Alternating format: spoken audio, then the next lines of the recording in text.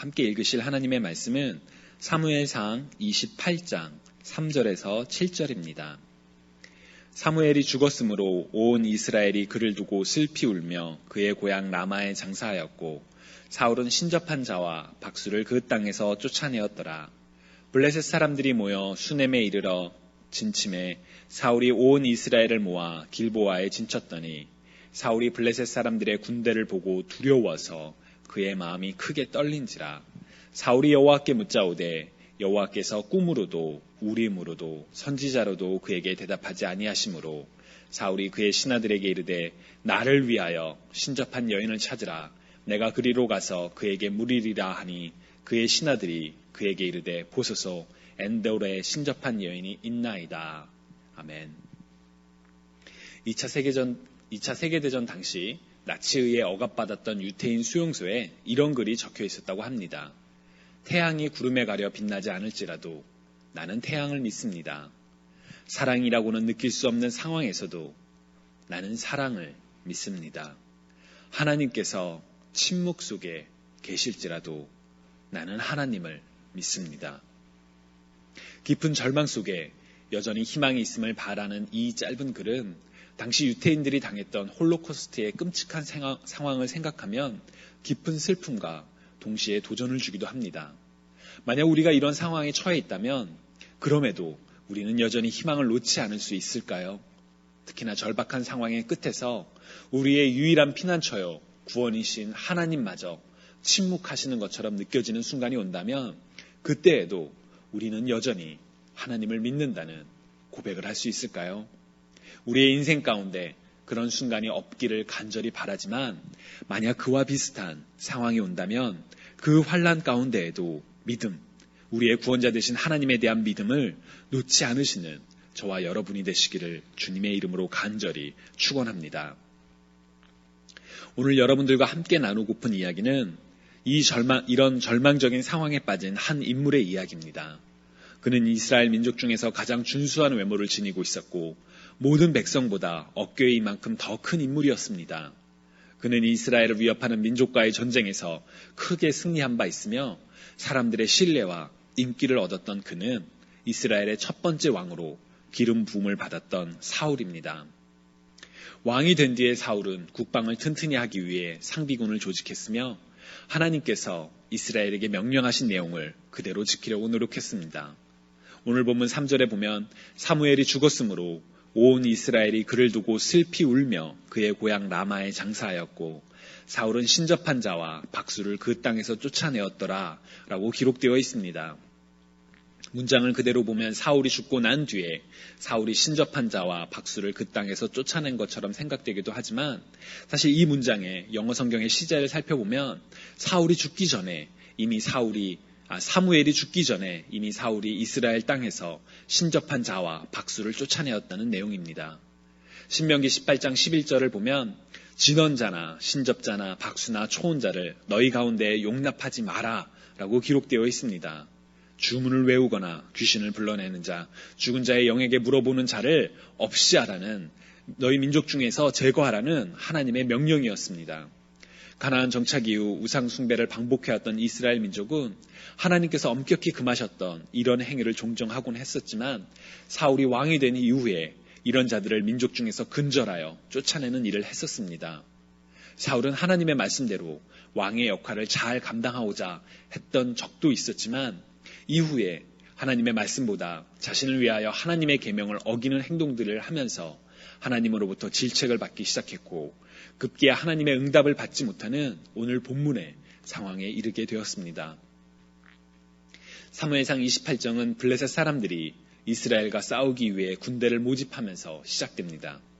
1절을 보면 그때의 블레셋 사람들이 이스라엘과 싸우려고 군대를 모집한지라 아기스가 다윗에게 이르되 너는 밝히 알라 너와 내 사람들이 나와 함께 나가서 군대에 참가할 것이니라 고 기록되어 있습니다. 이스라엘과 블레셋은 계속 적대적인 관계였지만 사무엘상 28장의 대치 상황이 더 심각하고 무거운 이유는 첫째, 이스라엘의 영적 지도자였던 사무엘이 죽은 뒤였고 둘째, 블레셋과의 전투에서 많은 승리를 했었던 다윗이 사울을 피해 블레셋으로 망명 갔던 상황이었기 때문입니다. 이스라엘은 영적인 지도자와 군사 지도자 둘을 잃은 상황이었던 것이지요. 한편 이스라엘의 왕으로 기름 부음을 받았지만 사울의 위협으로 인해 적국으로 망명했던 다윗에게는 블레셋을 위해 이스라엘과 싸워야 하는 기가 막힌 상황이기도 했습니다.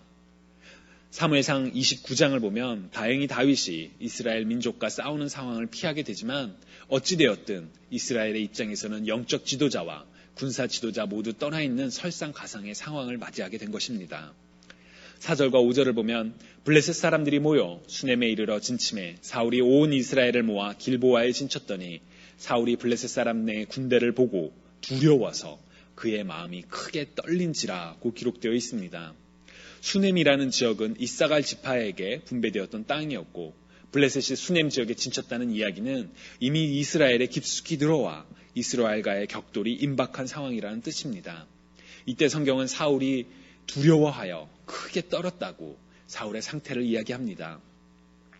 두려움. 저는 사울이 가졌던 가장 큰 약점이 바로 이 두려움이라고 생각합니다. 이스라엘의 왕이 되어 전쟁을 승리로 이끌었던 사울이 하나님 앞에서 처음으로 불순종했던 이유도 바로 이 두려움이었기 때문입니다. 사무엘상 13장을 보면 이스라엘이 블레셋과 대치하고 있을 때 사울이 사무엘을 기다리지 못하고 먼저 번제를 드렸던 사건이 성경에 기록되어 있습니다. 왜 자신을 기다리지 않고 번제를 먼저 드렸냐는 사무엘의 질책에 사울은 백성은 내게서 흩어지고 당신은 청한 날에 오지 않고 블레셋 사람들이 믹마스에 모였음을 내가 보았으므로 이에 내가 이르기를 블레셋 사람들이 나를 치러 길갈로 내려오겠거늘 내가 여호와께 은혜를 간구하지 못하였다 하고 부득이하여 번제를 드렸나이다 라고 답하는 것을 알 수 있습니다. 즉 블레셋이 사무엘이 오기 전에 공격해올까 두려워하여 왕으로서 하지 말아야 할 일을 했었던 것이지요. 또한 그가 다윗을 죽이려고 했던 이유도 여호와께서 다윗과 함께 하심을 보고 다윗을 두려워했기 때문이라고 성경은 이야기합니다.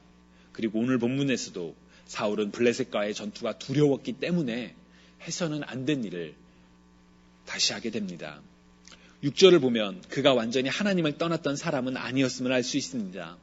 사울이 여호와께 묻자오되 여호와께서 꿈으로도 우림으로도 선지자로도 그에게 대답하지 아니하시기로 라고 기록되어 있습니다. 사울은 하나님께 물었습니다. 도움을 요청한 것이지요. 어떻게 하면 좋겠습니까? 제가 죽게 되었습니다. 도와주세요. 라고 물었을 것 같습니다. 하지만 하나님께서는 꿈으로도 우림, 곧 하나님의 뜻을 분별하기 위해 제사장에게 가르쳐 주셨던 우림과 둠밈으로도 그리고 선지자를 통해서도 아무런 답변을 얻을 수가 없었습니다. 두려움에 사로잡힌 사울은 그의 남은 유일한 희망이라 할 수 있었던 하나님께 물었지만 하나님께서 응답하시지 않는 절망 중에 절망에 빠지게 된 것입니다. 결국 그는 7절에 기록된 것처럼 하나님께서 금하셨던 신접한 여인을 찾기 시작했습니다. 만약 우리가 사울이 처한 이 두렵고 절망적인 상황에 처해 있다면 여러분은 어떠한 행동을 하시겠습니까? 저는 사울이 했어야 하지만 하지 못했던 3가지 행동을 여러분과 나누고자 합니다. 절망과 두려움 속에서 사울이 했어야만 하는 첫 번째 행동은 스스로 돌아보는 것이었습니다. 이스라엘의 왕이 될 때만 하더라도 사울은 하나님과 동행하는 인물이었습니다. 하나님이 영이 그에게 임하여 그는 예언을 하기도 했으며 담대히 전쟁을 이끌기도 했습니다. 하지만 두려움으로 인해 하나님의 말씀대로 살지 않고 자신의 뜻대로 제사를 드리고 재물을 챙기면서 하나님의 영이 떠났다고 성경은 이야기합니다. 그리고 사무엘을 통해 왕위가 계승되지 않을 것이라는 무거운 심판의 메시지를 들었습니다.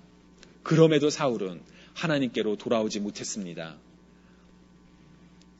하나님과 동행하는 것이, 하나님의 말씀대로 순종하는 것이 어떤 삶인지 사울은 알고 있었지만 여전히 하나님의 말씀대로 살기보다는 자기 뜻대로 사는 인물이었고 그래서 그토록 다윗을 죽이려고 했었습니다.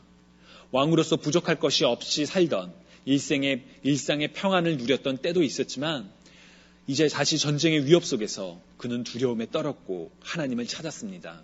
이때 사울이 하나님께 구했던 내용이 무엇이었는지요?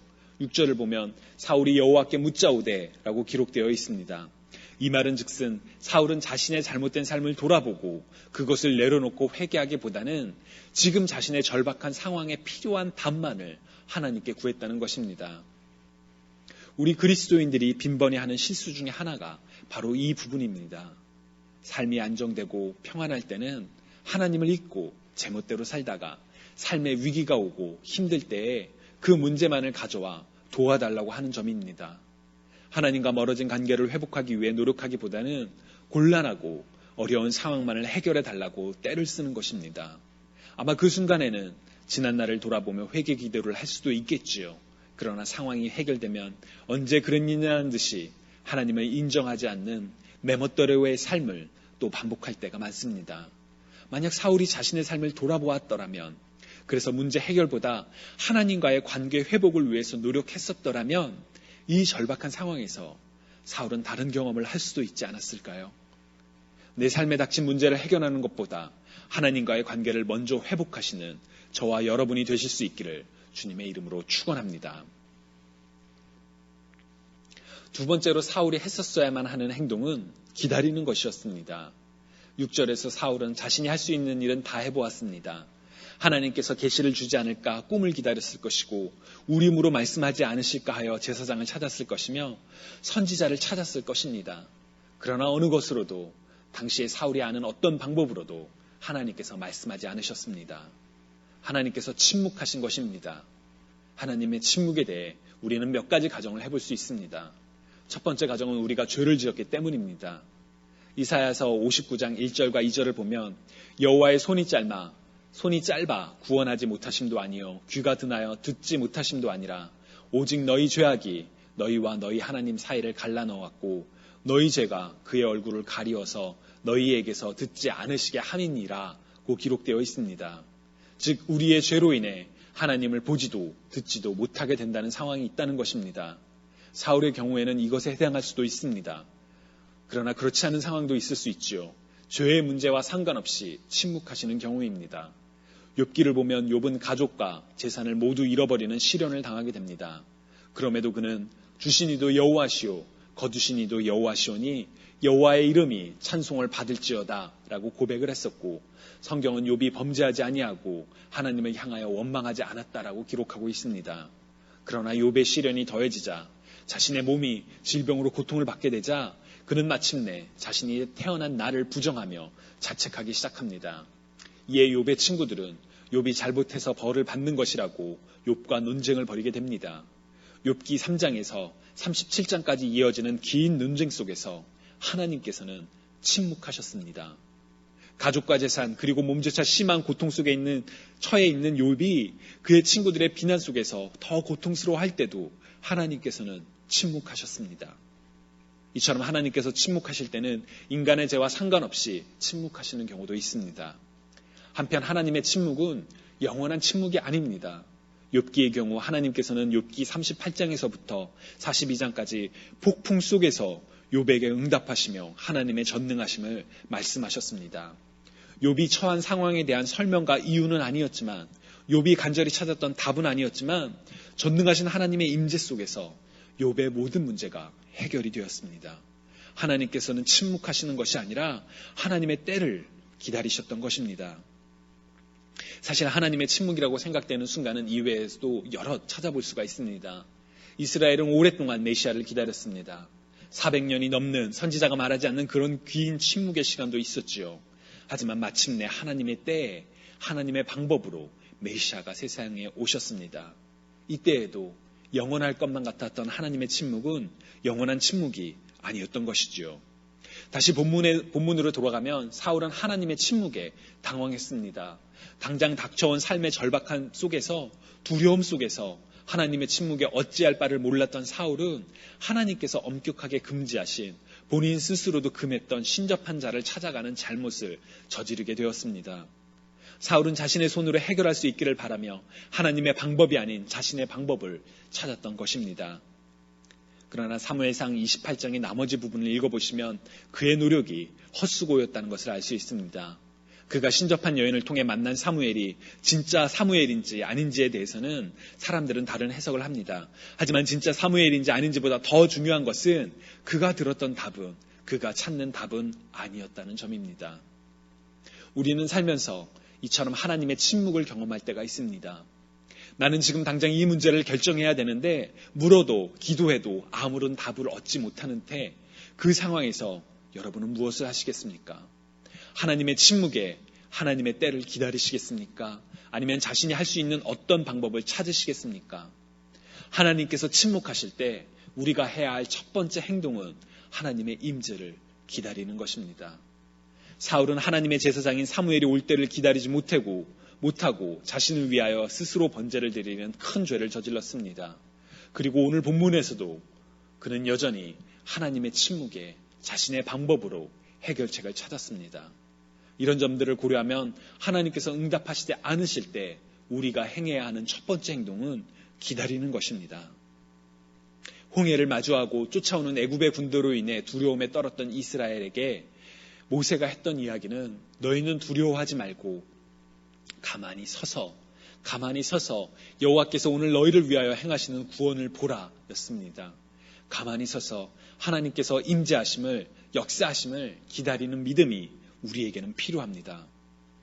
하나님의 응답을 기다려왔지만, 침묵 속에서도 하나님의 응답을 기다려왔지만 응답을 받지 못했을 때 결정해야만 하는 순간이 온다면 그때 해야 할 일이 바로 사울이 했었어야만 하는 세 번째 행동입니다.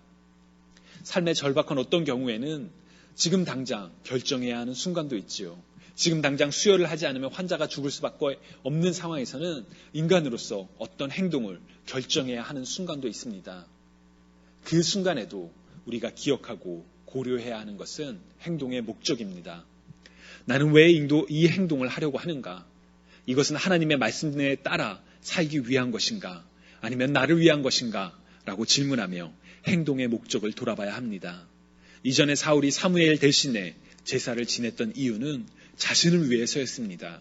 자신의 두려움으로 인해 자신의 문제를 해결하기 위해 그는 제사를 지냈던 것입니다. 오늘 본문에서도 사울이 신접한 여인을 찾을 때 이렇게 이야기합니다. 나를 위하여 신접한 여인을 찾으라. 나를 위하여. 사울은 하나님의 침묵 속에서, 깊은 절망 속에서 자신을 위한 선택을 합니다. 그 행동이 진정으로 하나님의 말씀에 따르는 것인지 하나님의 영광을 위한 것인지 고려하지 않고 자신을 위하여 자신의 방법을 찾았던 것입니다. 그리고 그 결과는 심판으로 이어졌습니다. 주님의 이름으로 사랑하는 여러분, 지금 여러분은 하나님과 어떠한 관계에 있으십니까? 하나님과 친밀한 관계 속에서 평안을 누리고 살아가고 있습니까?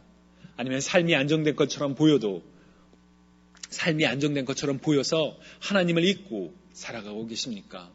만약 하나님을 잊고 살아가고 있는 상황이라면 시련과 환난의 날이 다가오기 전에 먼저 하나님과의 관계를 회복하시기 바랍니다. 하나님과의 친밀한 교제 속에 거한다 하더라도 어떤 순간 우리는 하나님의 침묵을 경험하게 될지도 모릅니다. 내 삶의 문제가 절박하면 절박할수록 그 침묵은 길고 무겁게 느껴질 것입니다. 그러나 그때에도 희망을 놓지 않으시길 바랍니다. 한 이름 모를 유대인이 남겼던 글처럼 하나님께서 침묵하시더라도 여전히 하나님에 대한 믿음을 놓지 않으시기 바랍니다. 살아계신 하나님께서 하나님의 때에 하나님의 방법으로 응답하실 것입니다.